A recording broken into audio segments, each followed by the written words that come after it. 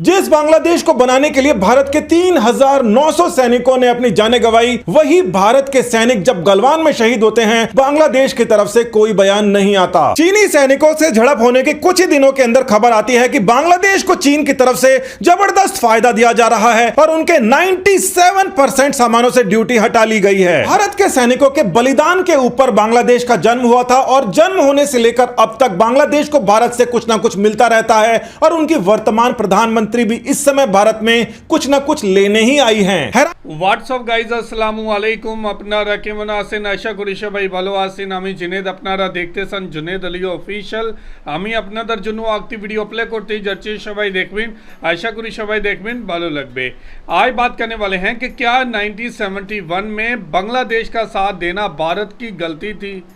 आज इसी के ऊपर भारतीय मीडिया चिल्ला कर कह रहा है कि हम बांग्लादेश का साथ देते आए हैं, 1971 में हमने गलती कर ली है, बांग्लादेश चीन के साथ ताल्लुकात को बेहतर बना रहा है। ये भारतीय मीडिया और भारतीय हुकूमत को पसंद नहीं है। इसी वजह से आज भारतीय मीडिया ये बात कर रहा है कि बांग्लादेश 1971 को भूल चुका है और भारत जो बार बार एहसान याद दिलाता है, अब इसको भूल जाना चाहिए और बांग्लादेश चीन का साथ दे रहा है हिंदुस्तान के खिलाफ। तो आज इसी हवाले से वीडियो है और भारतीय मीडिया चीख कर क्या बात कर रहा है, क्या मुतालबा कर रहा है बांग्लादेश से, तो आज इसी हवाले से वीडियो की तरफ बढ़ने से पहले आप दोस्तों से गुजारिश है, अगर आप चैनल पर नए हैं तो चैनल को सब्सक्राइब करें, साथ बने बेल आइकन को भी दबाएं ताकि आपको वीडियो का नोटिफिकेशन सबसे पहले मिलता रहे। चले वीडियो स्टार्ट करते हैं। जी है गो। जिस बांग्लादेश को बनाने के लिए भारत के 3,900 सैनिकों ने अपनी जानें गंवाई, वही भारत के सैनिक जब गलवान में शहीद होते हैं, बांग्लादेश की तरफ से कोई बयान नहीं आता। चीनी सैनिकों से झड़प होने के कुछ ही दिनों के अंदर खबर आती है कि बांग्लादेश को चीन की तरफ से जबरदस्त फायदा दिया जा रहा है और उनके 97% सामानों से ड्यूटी हटा ली गई है। बांग्लादेश के विदेश मंत्री कहते हैं कि उन्हें आधिकारिक तौर पर गलवान में क्या हुआ इस बारे में भारत ने जब बताया नहीं, तो उनके पक्ष के अंदर वो बयान आखिर दे कैसे। मगर असल बात यह है कि भारत ने ना केवल बताया था बल्कि आधिकारिक तौर पर सूचना दी थी कि कम्युनिस्ट चीन ने एक लोकतांत्रिक और आजाद देश के सैनिकों पर जमीन कब्जाने के लिए धावा बोल दिया था। इस बात को समझना जरूरी है कि 1971 के अंदर जो फैसले लिए गए थे, उनकी वजह से भारत को बांग्लादेश के साथ में अच्छे संबंध बनाना भारत के लिए एक मजबूरी जैसा क्यों है। और साथ ही भारत के लिए इस समय बांग्लादेशी प्रधानमंत्री शेख हसीना इतनी महत्वपूर्ण है कि प्रधानमंत्री मोदी उन्हें परिवार के सदस्य की तरह सम्मान देते हैं। बांग्लादेश को भारी चुनौतियों से निकालने वाली महिला भारत के लिए उतनी जरूरी क्यों है। विदेश नीति इतिहास से नहीं चलती, वो आज के समय की जरूरतों के हिसाब से चलती है और हर एक देश के नेता के लिए यह जरूरी है कि वो अपने देश के लोगों के लिए क्या फायदा निकाल कर लेकर आए। ये एक बहुत ही बड़ा कारण है कि बांग्लादेश को लंबे समय से जो चीन से फायदा मिल रहा है, उसके चलते वो भारत चीन के बीच किसी विवाद में नहीं पड़ना चाहता, केवल अपने लोगों का फायदा देखना चाहता है। यह बात भी जानना जरूरी है कि भारत ने 2014 से पहले चीन के खिलाफ कोई लॉबिंग नहीं की और यही वो समय है जब चीन बांग्लादेश के अंदर काफी अंदर तक घुसपैठ बना चुका है और हर एक बड़े प्रोजेक्ट के अंदर चीन इस समय शामिल है। समय के साथ बांग्लादेश की निर्भरता भारत से भी कई गुना ज्यादा चीन के ऊपर टिक गई है, मगर शेख हसीना के रहते चीन की इस दीवार को तोड़कर भारत के लिए एक बेहतर पार्टनरशिप की जा सकती है। जब से नई सरकार 2014 में आई है, तब से धार्मिक कट्टरपंथी अपने मुनाफे के लिए पाकिस्तान और बांग्लादेश के अंदर भारत विरोधी माहौल बना रहे हैं। ऐसे एलिमेंट्स को कंट्रोल करना बांग्लादेश के लिए भी फिलहाल काफी मुश्किल है। शेख हसीना का यह दौरा, जिसमें मोदी उनसे काफी सहज तरीके से मिल रहे हैं, ये तस्वीरें लंबे समय तक भारत बांग्लादेश की जनता को अपनी सोच को रीसेट करने का मौका देने वाली है। रूलिंग पार्टी बीजेपी के भी कई सीनियर नेताओं का मानना है कि शेख हसीना बांग्लादेश के माइनॉरिटी हिंदुओं के लिए भी एक बेहतर लीडर है और इनको भारत की तरफ से पूरा समर्थन मिलना ही चाहिए। मगर फिर भी इस बात के ऊपर नजर जाती है कि बांग्लादेश का जो रुख था गलवान के समय, वो तो था ही, इस समय भी शेख हसीना आने से पहले एक बड़ा खेल करके आई हैं। चीन भी नाराज ना हो और भारत के ऊपर भी चाइना कार्ड खेलकर दबाव बनाया जा सके, उसके लिए ठीक इसी समय एक ब्रिज का उद्घाटन किया जाता है। बांग्लादेश चाइना फ्रेंडशिप ब्रिज के लिए $95 मिलियन में से तकरीबन $70 मिलियन चाइना ने ग्रांट दी थी। भारत के सैनिकों के बलिदान के ऊपर बांग्लादेश का का जन्म हुआ था और जन्म होने से लेकर अब तक बांग्लादेश को भारत से कुछ ना कुछ मिलता रहता है और उनकी वर्तमान प्रधानमंत्री भी इस समय भारत में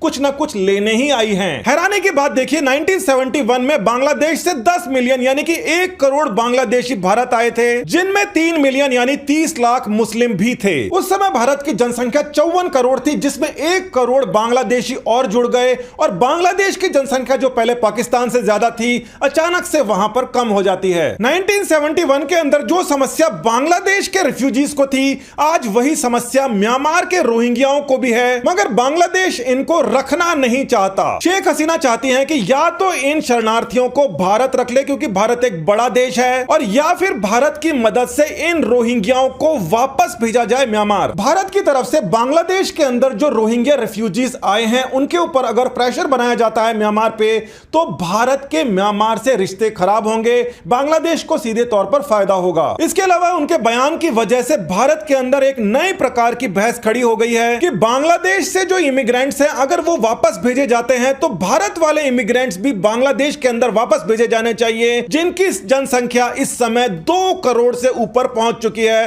सरकारी आंकड़े बताते हैं। हितों के टकराव पर नीतियों की बहस तो होनी ही चाहिए कि भारत कहां तक अपने नागरिकों के नुकसान पर किसी दूसरे देश को फायदा पहुंचाता रहेगा। बांग्लादेश के अंदर रोहिंग्या एक बहुत ही बड़ी समस्या बन गए हैं, मगर देखा जाए तो भारत के लिए भी यह एक बहुत ही बढ़िया मौका है। शेख हसीना ने यह बयान दिया है कि इनकी वजह से आर्म्स कॉन्फ्लिक्ट, ट्रैफिकिंग वगैरह बढ़ गई है और यह स्टेटमेंट भारत को इंटरनेशनल लेवल पर काफी मदद कर सकता है। प्रॉब्लम यह है कि भारत अगर इस प्रकार की सही स्टेटमेंट भी देता है तो उसको एक अलग नजरों से देखा जाएगा, क्योंकि भारत के अंदर मेजॉरिटी हिंदू है, जबकि बांग्लादेश के अंदर 91% से ज्यादा इस समय मुस्लिम पॉपुलेशन है। इसी वजह से भारत की तरफ से भी इसे तत्काल रूप से वरीयता दे दी गई है और रोहिंग्या मसले पर बांग्लादेश को पूरा समर्थन देने की बात स्टेटमेंट में आई है। इस्लामिक टेररिज्म जो भारत के लिए एक बहुत ही बड़ी चुनौती है, उसको लेकर भी शेख हसीना की मदद से इसको कंट्रोल किया जा सकता है, क्योंकि वो खुद भी इस बात की भुगत भोगी हैं। विश्व के अंदर किसी भी बड़े और इंपॉर्टेंट नेता के मुकाबले शेख हसीना इस समय तक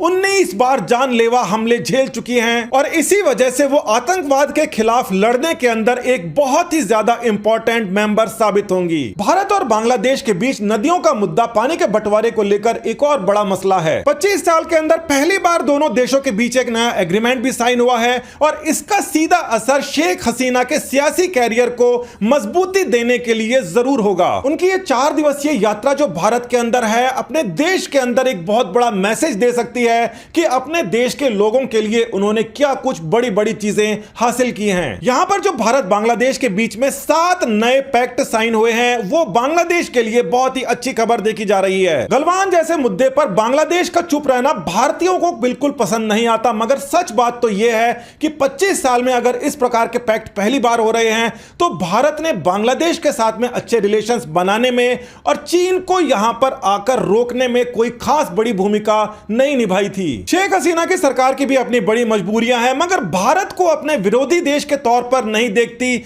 यह बात भारत के लिए उनको सबसे ज्यादा महत्वपूर्ण बनाती है। विश्व भर के अंदर भारत को चीन के विकल्प के तौर पर देखा जा रहा है। अगर शेख हसीना सरकार बांग्लादेश में दोबारा चुनकर आती है और भारत की वर्तमान सरकार चीन के खिलाफ ऐसा ही रुख रखती है, तो इस बात के अंदर भी प्रबल संभावनाएं हैं कि भारत बांग्लादेश के लिए चीन का विकल्प आराम से बन जाएगा और ऐसा होने पर बांग्लादेश को भारत के साथ में गलवान जैसे मुद्दों पर खुलकर समर्थन देने में कोई परेशानी नहीं होगी।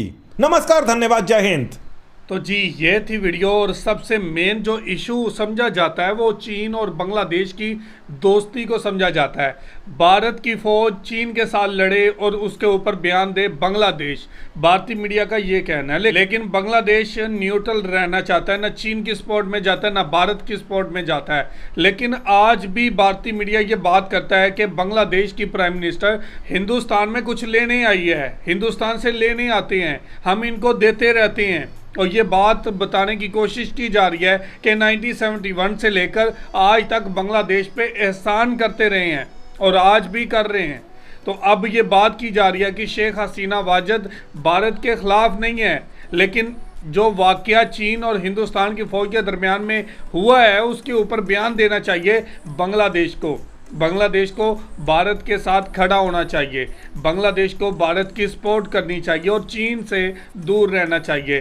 भारतीय मीडिया हर बार यही कहता है, आज भी यही बात कर रहा है कि बांग्लादेश या तो चीन के साथ खड़ा है या भारत के साथ।